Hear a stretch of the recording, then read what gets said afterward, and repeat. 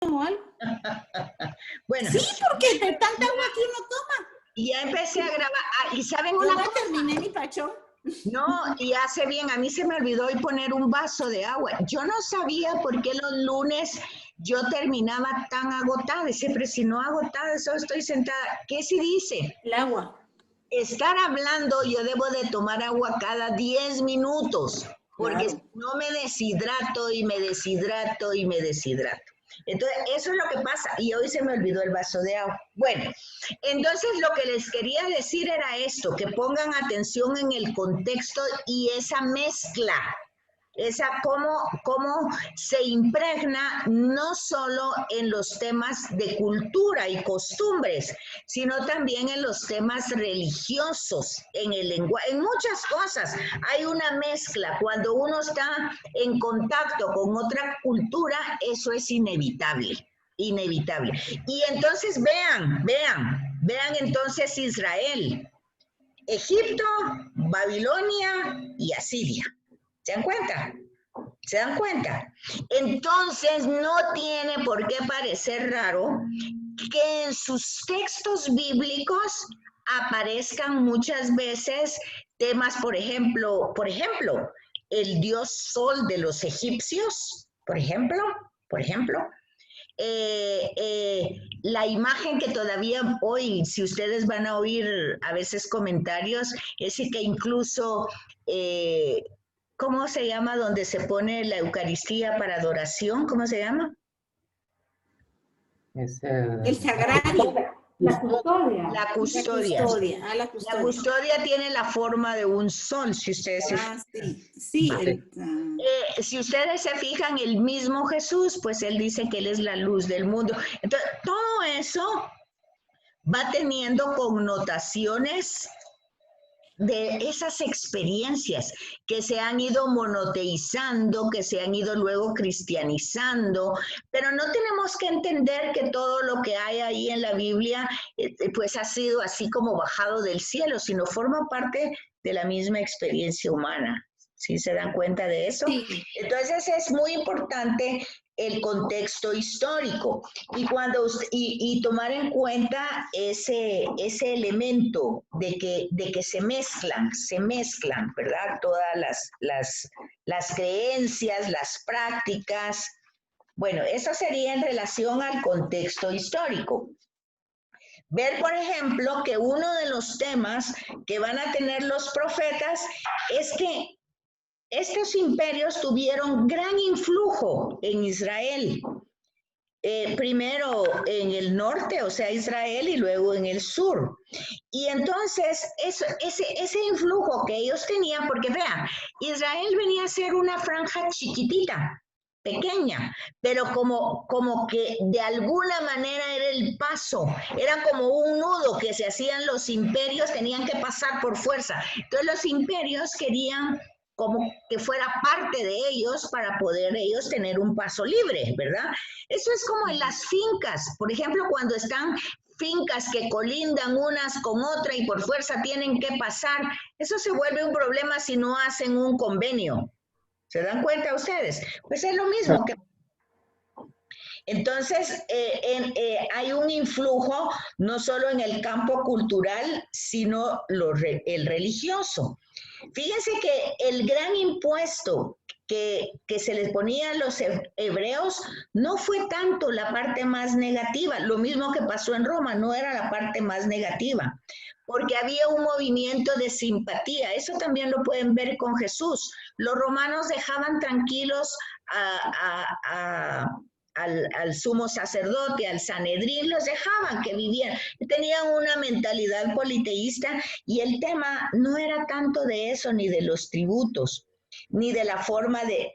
El hecho es que ellos iban teniendo otras formas de ser en la cultura, hasta formas de vestir. Y en la forma religiosa también hubo contaminaciones durante todos estos tiempos de parte de Asiria. Luego se dio también de parte de Babilonia, ¿verdad? El gobierno del imperio, fíjense qué interesante conocer cómo gobernó el imperio de Babilonia. Acuérdense, Asiria era su capital Nínive Y estos sí fueron verdaderamente muy, muy severos. Pero el gobierno de Babilonia tenía más bien criterios liberales de la época. Oigan cómo se llamaba el gobernador, el emperador de Babilonia, ¿cómo se llamaba? Pastor del pueblo. Oigan, oigan, oigan. Allá va una influencia que viene hasta el día de hoy. ¿Sí se fijan o no se fijan lo que les estoy diciendo? Sí. Estoy diciéndoles, ¿verdad? ¿Cómo van saliendo todas estas cosas? El emperador se hacía llamar pastor del pueblo y consideraba que su deber principal era una buena administración. Por ese motivo se había desarrollado un sistema de burocracia que funcionaba adecuadamente y que respetábamos lo que podríamos llamar autonomía local. Quiere decir que cuando Babilonia fue el imperio predominante, un poquito a sus aliados los dejó como libres para que ellos tuvieran una autonomía local. En esa perspectiva se incluye también el modo de tratar a los deportados o a los pueblos sometidos, o sea, la gente que llegó a vivir ahí a Babilonia. A diferencia, oigan, a diferencia del sistema asirio, que ya les dije que fue fuerte, duro y cruel. Por eso, acuérdense ustedes, aquí nos vamos a otro profeta, a Jonás. Acuérdense que Jonás no quiere que Dios perdone a Nínive, porque lo ve como su gran enemigo y lo menos que quiere, lo que quiere es que lo castiguen, ¿verdad? Cuando Dios dice, ve a Nínive a proclamarle que si no cambian, no, él dice, no, que los castiguen, no, yo no voy. Entonces, pero si no tenemos ese contexto, no entendemos por qué la postura del profeta, por qué las reacciones del pueblo. Entonces dice aquí, que a diferencia del sistema sirio que dispersaba las poblaciones vencidas en muchos lugares diferentes, los babilonios permitían a los distintos grupos vivir juntos y mantener las propias características culturales, incluso enriquecerse con el contacto de su civilización babilónica. Por eso cuando regresaron, cuando fue Persa quien los dejó regresar, los persas, muchos ya no regresaron, porque habían estado perfectamente bien en Babilonia y se quedaron porque se desarrollado, aquí lo dice, les permitía enriquecerse. Este sistema permitió a los deportados de Judá mantener su identidad propia, incluso reforzarla.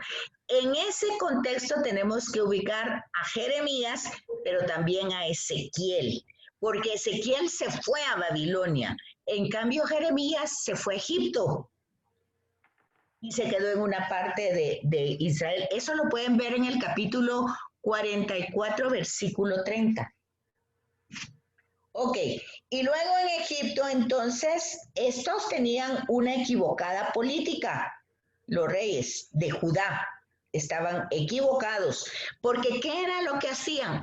Alianzas, pero más que ser alianzas políticas, o sea, porque tuvieran estrategias o tuvieran algo, eran como simpáticas, como caerles bien, como ser vasallos así agradables, o sea que los reyes no tomaban una postura digna, por decir así, sino que permitían que los manipularan, o sea, lo que se hace por conveniencia, ¿verdad? Era el problema que tenía Judá. ¿Qué otra característica? Eso es bien importante. Ahora, en la página 193 está como el, ¿qué dijera yo? Son dos párrafos, pero dos párrafos que yo quisiera que lo comprendiéramos al 100. Y entonces, si ustedes me lo permiten, antes de entrar al texto de Jeremías, quisiera que viéramos si entendemos estos dos párrafos. Dice, ciertamente no podemos servirnos de la Biblia van a reconstruir la historia antigua de acuerdo a nuestros métodos científicos. ¿Está entendido eso? Sí. ¿Sí lo entienden perfectamente? No podemos, lo que les dije al principio, aunque hay historia, no es una historia de la cual nosotros nos vamos a fiar. La Biblia dice esto, que pasó esto y que pasó esto y así es. No podemos hacer eso. Se trata siempre, oigan, ¿de qué se trata? Se trata siempre de relatos transmitidos por el pueblo y narrados con la pasión y la participación de personas interesadas en los hechos. Siempre pasa así con la historia. La historia, para que uno sepa qué es una cosa cierta o no, tiene que leer a varios historiadores de la época, porque cada quien va a poner su propio interés y su propia simpatía en el hecho. Por ejemplo, pongamos un momento ahorita en Estados Unidos toda la problemática que se está dando. Entonces, algunas personas ven que la maravilla de historia es el presidente Trump, algunos ven eso. Y si alguien va a escribir la historia desde esa perspectiva, él es una maravilla, ¿verdad? Pero otros no ven eso, otros ven otras cosas más difíciles. Y entonces ustedes van a ver cómo estos van a narrar la historia desde otra perspectiva. Ahora fíjense una cosa, no sé si ustedes ven noticias, pero vean ustedes a la juez que nombró Trump. Vean ustedes una cosa tan interesante que pasa, ¿verdad? Porque esto no es nuevo, esto pasó también con Tomás Moro y con otros personajes en la historia, que cuando ven a una persona, pues con una congruencia se llama, no solo religiosa porque es católica, sino que lo lleva a la vida con valores, ¿verdad? Porque ustedes no sé si han visto noticias, saben de lo que les estoy hablando. Entonces vean, ahí ustedes notan, esta juez tiene el sentido de la vida, el sentido de la generosidad, el sentido de la honestidad, ajá. Y viene el señor presidente y la coloca ahí como una pieza, ¿verdad? Como una pieza muy, muy importante para atraer votos. ¿Se fija? Eso está aquí en estos textos. Eso no es nuevo. Eso no es astucia de Trump, eso ha estado en la historia y eso es lo que ustedes tienen que ver. Cuando una persona, cuando se da cuenta que esto puede ser muy importante, pero su verdadero y auténtico valor, su verdadero sentido, su verdadera convicción se va a perder, lo único que puede hacer es renunciar. Eso es lo único que puede hacer si es auténtica. ¿Me comprenden lo que les estoy diciendo? Sí. Sí. Lo contrario se va a dejar. Amy Coney Barrett. Ajá. Amy Coney Barrett. Yes. Entonces se dan cuenta de que porque de lo contrario va a ser manipulada. Eso es lo que hacía Judá. O sea, hacía como ser simpático con los imperios y entonces los manejaban como títeres. Ese es el tema por qué reaccionan los profetas. Entonces vean, dice, los escritores bíblicos no son cronistas. Cronistas quiere decir que las fechas las van dando con una lógica histórica. Eso no vamos a encontrar en la Biblia. No son cronistas indiferentes, sino que toman partido abiertamente. O sea, los escritores de la Biblia toman un partido. ¿Y sobre qué toman ese partido? Pues obviamente sobre su religión monoteísta. Sobre eso toman ellos partido. Los escritores de la Biblia, los que están escribiendo la Biblia. Y no hacen nada para esconderlo. O sea, si tienen que decir que eso está malo porque está afectando, está afectando. O sea, no son así como ahorita que yo les estoy diciendo, bueno, que si nos vamos a Estados Unidos terminamos hablando un poquito, pues no inglés, pero sí vamos a tener un acento diferente. Bueno, eso no lo aceptan tan fácilmente. Entonces, vea, ¿qué tenemos que hacer nosotros? Dice, a nosotros entonces nos corresponde leer y entender lo que escriben, por qué lo escriben y qué nos quieren comunicar. Por favor, subrayen eso, porque Sí. Eso es por lo que estamos estudiando profetas y sapienciales, porque nosotros tenemos que leer y entender lo que ahí está escrito. ¿Por qué lo escribieron? ¿Y qué es lo que nos quieren transmitir o nos quieren comunicar? ¿Se fija? Entonces no es solamente ir por ir y oír y nada más, ¿verdad?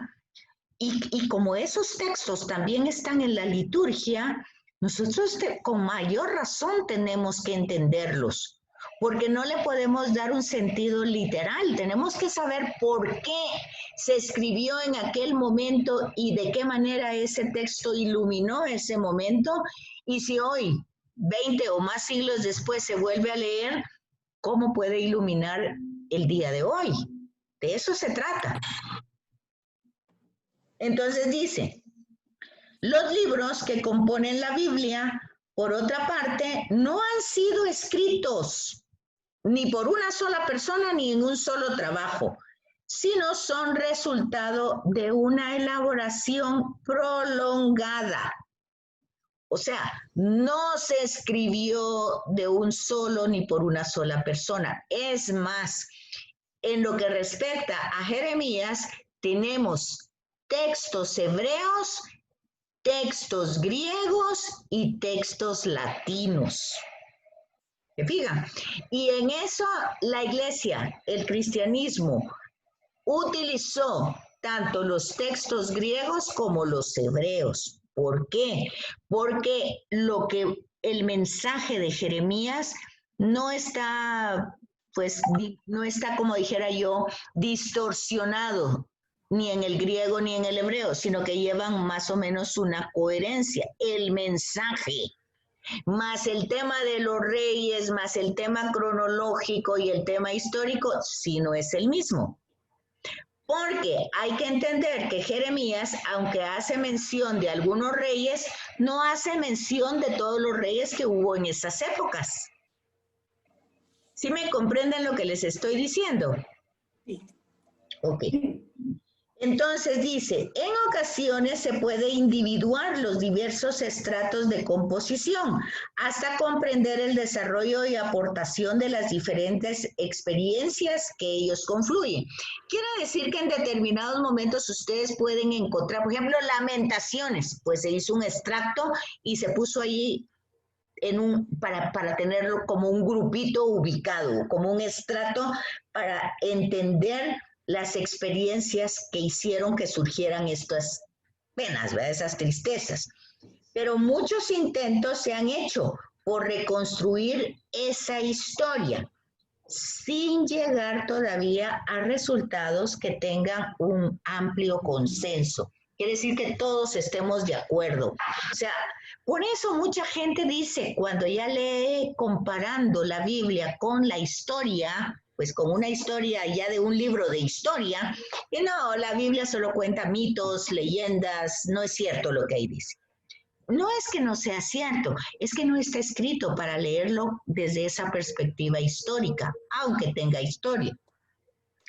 En el estudio, eso ya es el último párrafo y eso es lo que les toca muy bien comprenderlo y ahorita quiero que me digan cómo lo van a comprender. En el estudio es preferible atenerse a los textos que hemos recibido de la tradición, considerándolos en su realidad actual. ¿Qué quiere decir eso? El hoy. El hoy, pero dice, en el estudio, o sea, cuando estamos estudiando, dígase eso en los evangelios, dígase en las cartas de Pablo, dígase en los profetas, dice, es preferible atenerse a los textos que hemos recibido de la tradición, ¿verdad? Pero lo debemos de considerar en su realidad actual, o sea, cómo se comprende ese texto que se escribió con ese contexto histórico, en esa situación, cómo eso puede iluminar nuestra actual circunstancia. Ah, ya, cómo ilumina nuestra situación. Exacto, Ya. porque si no, no tiene sentido leerlo. Porque si yo no lo voy a leer como una historia que no es ni historia y que no se sabe si pasó así, ¿para qué voy a leer yo eso? ¿Me comprenden? Tengo La eso. situación propia. Eso es lo que nos transmitieron, pero hoy por hoy lo que se necesita es cómo ese texto ilumina la situación actual de hoy. Eso es lo que tiene que servirse. El momento histórico hace para que yo comprenda, pues, por qué se escribió, para que se escribió un poquito y que conozca la historia. Fíjense que les estoy haciendo toda esta referencia porque en la clase de la noche, que es la misma de ustedes, me decía una persona, ay, mire, realmente yo tengo poco tiempo para leer. Y cuando entro a leer esta parte histórica, a mí no solo no me gusta, no la entiendo, porque los nombres, porque, no, o sea, le decía yo, lo que hay que entender es básicamente lo esencial, no es que se aprenda de los nombres de los reyes o las fechas, como antes, cuando nosotros estudiábamos historia, que teníamos que memorizar fechas y nombres. Ese no es el objetivo hoy. El objetivo es comprender el desarrollo de una historia que no es totalmente objetiva, pero cómo es que el que nos transmitió la vio y qué mensaje le dio a él que hoy nos quiere transmitir a nosotros. Y hoy cuando nosotros lo oímos, cómo ese mensaje ilumina el acontecimiento de hoy. Por eso, en el principio les puse el paréntesis de Job, ¿verdad? Es un cuento, pero cómo iluminó el tema de la retribución. Y hoy todavía la gente piensa eso. Si haces mal, Dios es así como un juez que está viendo para castigarte. Eso no es cierto. Y ahí está corregido en ese cuento. O sea, básicamente en la lectura de hoy, Dios ni castiga ni prueba. No hace eso. Ahí no está pasando nada de eso. Pero no lo podemos entender desde esa perspectiva si no comprendemos que es un cuento y que es el tema de la retribución. Y entonces le podemos dar otra interpretación si no lo ponemos en su contexto histórico y literario. ¿Sí me comprenden lo que les estoy diciendo? Sí. Entonces, del largo y complejo trabajo de redacción de los textos bíblicos debe evitar, sin embargo, emprender una lectura ingenua. No podemos ser ingenuos sin caer, por otra parte, en una lectura fragmentaria. Por ejemplo, ese fragmentario es Dios me lo dio, Dios me lo quitó. O sea, ¿qué quiere decir? Como quedarnos indiferentes. Textual. Sí, como quedarnos indiferentes. Sí, y quedarnos indiferentes. La reacción, bueno, eso es Dios me lo dio, Dios me lo quitó, bendito sea Dios. Bueno, entonces, fíjense que, por ejemplo, cuando fue el tema de la erupción del volcán hace 2 años o 3 años que quedó horrible, mucha gente decía eso, bueno, fue voluntad de Dios. No, eso no, o sea, no era voluntad de Dios que hubiera un pueblo ahí, cuando ya se sabía que va a pasar en algún lado. Igual que no es voluntad de Dios que si en un lugar no pasó el río, supóngase, usted se secó todo y la gente empezó a hacer sus casas, pero sabe que es una ribera. Entonces, cuando vienen los grandes aguaceros, que no es todos los años, porque la lluvia no es igual, a veces pasan años sin llover, ¿verdad? Y la gente ya vive ahí tranquila. De repente vienen esas lluvias como las de este año y sí. viene y agarra el agua a su cauce, lo agarra. Y ¿qué sabe? Todo ese pueblo que estaba ahí, ya saben ustedes las consecuencias, ¿verdad? Digo yo, ayer oí en las noticias que tanta gente ha sido llevada por un río. Siempre, ¿por qué se las lleva el río? Y ayer decían, porque están ahí. Porque se van a bañar. Que atraviesan el río. Se van a bañar. No, se van a bañar. Ayer eran 13 personas que se fueron a bañar y de repente vino la correntada, porque son momentos donde viene la lluvia, que no está lloviendo aquí, pero está lloviendo en otro lado. Entonces las personas no piensan, no les enseñan a pensar y después la gente dice, es voluntad de Dios. No es voluntad de Dios, no es prueba tampoco. No es que Dios lo permitió, no es que Dios esté castigando, es que son cosas que hacemos que no deben de hacerse. Entonces, bueno, entonces por eso no se debe dar una lectura fragmentaria que pierda de vista el significado del texto y su valor como testimonio milenario. Vean, eso es lo más importante. Es un testimonio de fe. No es un testimonio de ahorita, de una persona, de fulanito, de sutanito que habla bonito. No, es un testimonio de un pueblo que ha sufrido las consecuencias de la historia y nos quiere iluminar a nosotros para que no cometamos los mismos errores. Digo yo, si la jueza sabrá eso que estamos estudiando hoy para saber que tiene permiso para demitir a su cargo. ¿Se fijan ustedes? Porque No creo. Imagínense lo que es llegar, uno mire la edad que tiene esta patoja y llegar a eso. No. Pero entonces ahí conecta uno, ¿verdad? En la misión de Jesús. Esas son las tentaciones de Jesús. Esas fueron las tentaciones. Todo esto te daré si me adoras. Esas son las tentaciones. Sí, cabal. Porque ella va a tener mucho prestigio, mucho, pero a saber a qué A prestigio. saber qué tal, ¿verdad? Yo aquí recuerdo a una persona que su esposo era militar tal vez hace como unos 25 o 30 años. Su esposo era militar. No sé si ustedes lo conocieron. Voy a decir el nombre porque es interesante. Era el general Otsoy de aquí de Guatemala. El general Otsoy era una persona sumamente, yo no sé si todavía está vivo, ojalá que sí, y una persona muy católica, pero congruente dentro de su militar. De repente lo nombraron ministro de la Defensa. Y la esposa, recuerdo que nos reunimos ese día porque su hijo estudiaba en el colegio donde estudiaban mis hijos. Y yo le dije, Blanqui, qué alegre, feliz. No, y se puso a llorar. Ay, Dios. Y me dijo, no, eso no es una buena noticia, Betsaida, me dijo. Ay, Dios. A mi esposo lo están queriendo tomar como ¿qué dijera yo? Como una imagen. Carne de cañón. Como una imagen para limpiar todo. Y no. Y saben, él no aceptó el cargo. Ah, no aceptó. Fíjense, interesante, ¿verdad? Interesante.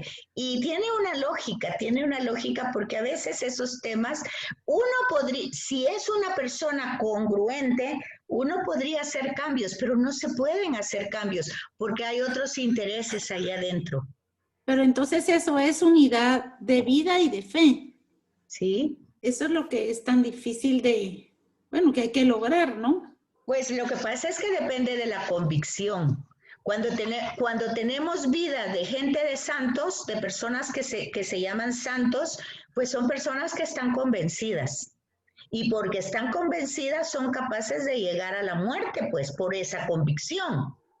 Ahora, cuando nosotros no estamos convencidos y solo hacemos esto porque dicen, porque no dicen, o como dijo Víctor, por conveniencia, pues son otras cosas, son otras las formas. Hay una religiosidad, pero no hay una convicción, no hay una fe que sostenga esa religiosidad. O sea, se puede ser religioso por conveniencia, no por fe. Y eso es lo que van a hacer aquí los profetas, ¿verdad? Va. Entonces, no sé si entendieron bien el propósito entonces del estudio profético y sapiencial. La necesidad de entender el contexto histórico, el de la literatura y el teológico, que es básicamente el mensaje. Ya luego el contenido de Jeremías, pues ya lo pueden ver ustedes de una manera fácil, tomando en cuenta que no tiene un sentido cronológico, ¿verdad? Aunque él va a colocar muchas fechas. Entonces tenemos el esquema, como literalmente él colocó. Miren, quedan 7 minutos. Van a volver a entrar a la clase, son las 11, van a ser las 11:07 casi. ¿Van a volver a entrar? ¿O ya no? No, yo ya no, yo tengo que hacer. Ok. Perdón. No hay pena. Ok. Entonces tenemos el prólogo. Después del prólogo, tenemos dividido, la estructura la tenemos dividida de A, B, C, D, F, G. Y en el prólogo... ¿En dónde va, licenciado? En la página 195. Ok. Ahí está la estructura. Entonces tenemos... sí, aquí está. Tenemos el prólogo, o sea, la especie de introducción, luego la vocación, todo profeta tiene su vocación. O sea, lo vimos en Isaías, es aquella convicción que lo que está haciendo es un llamado, es una elección para una misión. No se trata que porque a mí se me ocurrió, no se trata eso. Es un llamado, o sea, la vocación es un llamado. Una elección para una misión. Eso es. Entonces tenemos, en Isaías lo tuvimos, en Jeremías lo tenemos, está del versículo 4 al 19. De ahí tenemos cómo es que se va a desarrollar su mensaje. Y entonces su mensaje va a tener distintos enfoques. Acuérdense que dijimos que la ubicación que tienen los profetas grandes es por la extensión de la literatura, del libro, ¿verdad? Entonces, Isaías está primero porque ya vimos que eran 3 Isaías en 3 épocas diferentes. Jeremías tiene casi el mismo punto, porque está el libro de Jeremías, está Lamentaciones y está Baruch. Entonces es extenso. Por la extensión está colocado así. Entonces tiene varios temas. Primero, el tema que hablamos. Eso simpático, esas alianzas que quería hacer Israel con los otros imperios, que no eran alianzas realmente políticas, sino eran así como convenientes. Entonces, eso es terrible. Y entonces, Jeremías lo va a llamar eso como infidelidad. Ya. Por eso va a pedir que cambien, ¿verdad? Y por eso está diciendo que en ese cambio Dios está siempre dispuesto a perdonar, ¿verdad? Pero que es un poco lo de la lectura de ayer de Ezequiel. Tus caminos no son justos, le dice el pueblo a Dios, ¿verdad? Y dice Dios, mis caminos no son justos, no son más bien injustos los caminos de ustedes, porque ¿cómo es el razonamiento? Tú puedes actuar mal, pero si cambias y haces el bien, te salvas. O sea, ¿quién fue condenado? Es la misma acción de él. O sea, él actuaba mal, se dio cuenta, o sea, reaccionó, y cuando reaccionó, hizo el bien. Entonces, ¿quién se salvó? Él. No es que Dios lo salvó, él se salvó por su propio cambio. Ahora, él pudo haber estado haciendo el bien siempre, pero luego hizo el mal. Entonces, ¿qué pasó? Se condenó. ¿Quién? Él mismo. Entonces ahí dice Dios en Ezequiel, ese es Ezequiel, la lectura de ayer fue Ezequiel. Entonces, yo no soy el que condeno, sino que es los actos de cada quien. Es casi lo mismo que dice Jesús. Yo no vine a juzgar ni a condenar, sino son sus palabras y sus acciones las que hacen eso. Bueno, entonces luego vemos que hay un veredicto, pero ese veredicto lo hace la misma persona. Entonces, aquí tenemos también la palabra permite. Dios permite entonces que pasen muchas cosas, ¿verdad? No es que permita, son las consecuencias de las que hacemos, de nuestros actos. Pero luego, en el tema de la religiosidad, hay que tomar en cuenta qué es lo que verdaderamente le agrada a Dios. Todos estos son mensajes de Jeremías. Y también cómo en lugar de cambiar nos obstinamos. Y entonces el profeta son los ayes, igual que los ayes de Jesús. Y debemos realmente conocer quién es Dios, cómo es Dios, para agradarle. Y el tema de los ídolos, que realmente no existen. Y un poco el punto de vista del Eclesiastés, ¿verdad? de que todo es vanidad.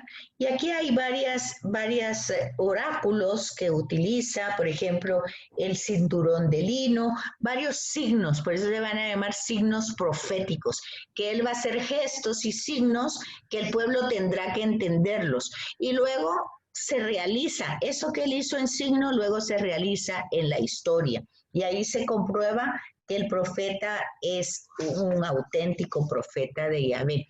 Bueno, queda un minuto, ahí todavía llegamos a la mitad, nos falta más formación, vamos apenas por el capítulo 14 y llegan casi hasta el 30.